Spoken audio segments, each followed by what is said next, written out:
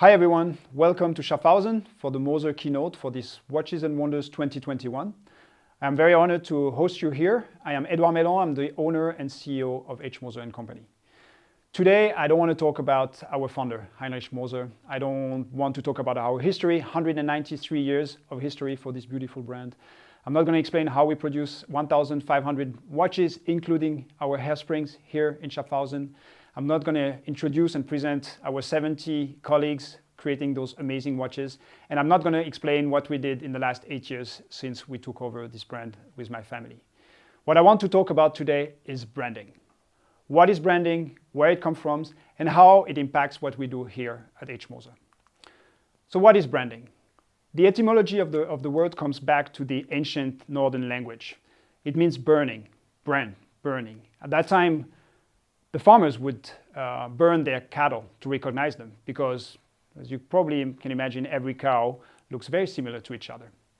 But in the Middle Age, you had also battles. And on the battlefield, you better know who your enemy is and who your friends are. So at that time, that's where the crest came, the color codes, and that became the first elements of branding. Then Industrial Revolution kicked in, many logos appeared already in the 19th century, but even more so in the 20th century. Branding is everywhere. Branding is not only logo, it's everything around the identity of the brand, from the values to the features of the products. So how do you stand out when you're a small brand out there lost in Schaffhausen, like Moser? How do you find your identity?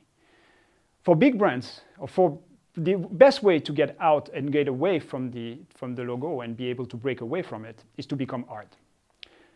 Imagine a beautiful Picasso or a Rodin statue.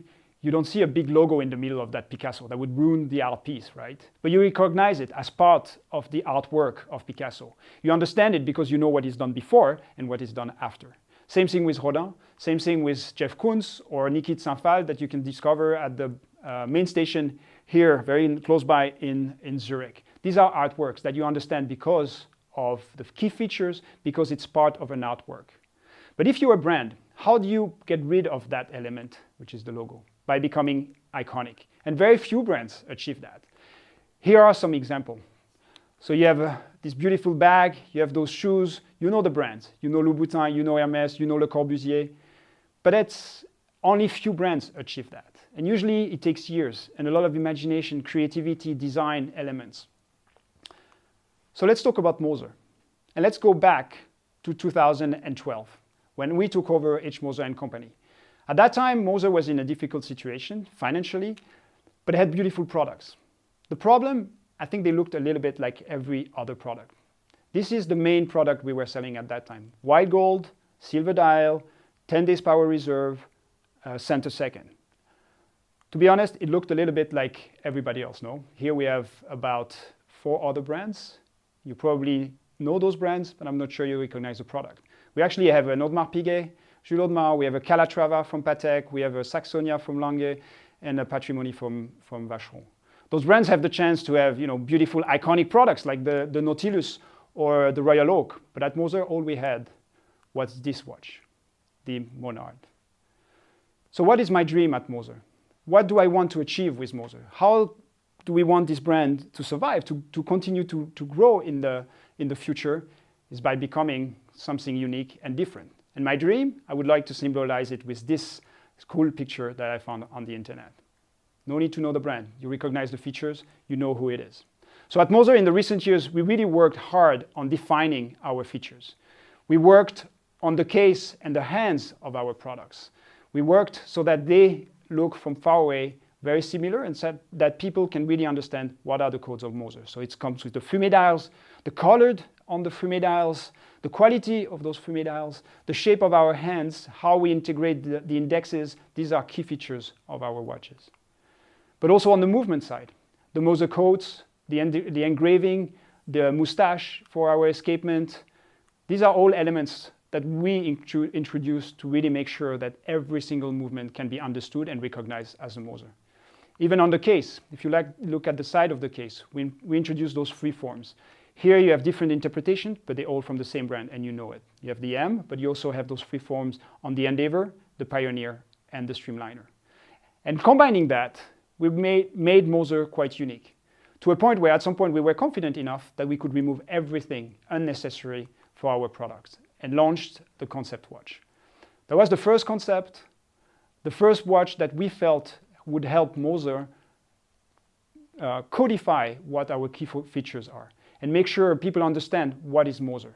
The hands, the dials, the quality, the case, the movement, all those elements make a Moser watch recognizable. I want people, when they come to a meeting or a presentation and see somebody wear a Moser, they recognize it from far away, from 3 meters away. If they don't, that means we're not doing a good job, and in that case, we don't release the watch.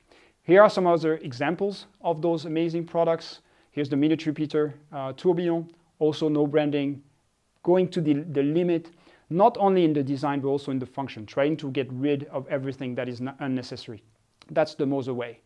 Also the Perpetual Calendar. A lot of people saw this limited edition and said, well, it doesn't look like a Perpetual Calendar. It's just a 2 or 3 hands watch with a date. It's actually a Perpetual Calendar because you see this small arrow at the center? That's a genius feature from the Moser Perpetual Calendar because it indicates the 12 months by using the 12 indexes of the watch. So you don't need anything else. If you know how this watch works and you know what Moser is, you recognize it from far away. Same with this watch, which some might confound with maybe other brands, but at the same time, it has all the codes of Moser. It even have a new dial that we recently developed, the Vanta Black. It's a Moser, it's recognizable. And that's what's key for us, and that's how we worked on the novelties again and again for Moser. So this year, the theme for the keynote at Moser was really to look at our creations as pieces of art and see how do we interpret that in everything we do today, we've done recently, and we will do in the future. In order to symbolize that, I asked a French artist, Seconde Seconde, to interpret Moser. Seconde Seconde is an artist from Paris who reinterprets vintage watches. He's worked on Rolex, Patek, actual watches, but also art pieces that you can hang on the wall. His concept is to remove one of the hands and replace it with a symbolic, pixelized element that sends a message. Here are some examples, and people can buy his artworks, his watches, with the original hand. That's what we call the hand swap. So I went to him and I said, hey, what would be your take on H. Moser? What do you think is the essence of H. Moser? What is the philosophy of what we do? And for him, the idea comes of the eraser. It comes to the idea that we, at H. Moser, the essence is to remove everything, that to go in the process of minimalism, of going to the essence takes time. It takes amount of time to design, to erase, to start again, and that's the symbol that we have here on this art piece, the eraser, but also on the watch that we launched last week on the 1st of April. We like to play with symbolism. I like the idea that on the 1st of April, we launched something completely crazy, where people might think, is it really an April Fool, or is that the real watch? Well, you know, at Moser, we're crazy enough to actually do it. So we launched this 20 pieces limited edition that can be bought exclusively on our e-commerce with the small eraser reminiscent of our childhood. For some of us, you can see here in the background of the watch with this beautiful funky blue dial in a 40 millimeter in steel, and everybody can buy it with the art piece that you can see here. So at Moser, as I said, minimalism. Every watch is a piece of art. That's our motto. The next collection that we're introducing this year is another take on Moser philosophy. A few years back, we started working with stone. We started with glass, with aventurine. Then we worked with malachite, which was a very important launch last year. We did a special series for a certain market, which worked very well. And Heinrich Moser used to work a lot with malachite. And this year, I wanted to bring something that reflects really the identity of Moser on the dial side. We have those beautiful, very dynamic dials, the fumé dials. And if it was a stone, what stone would it be?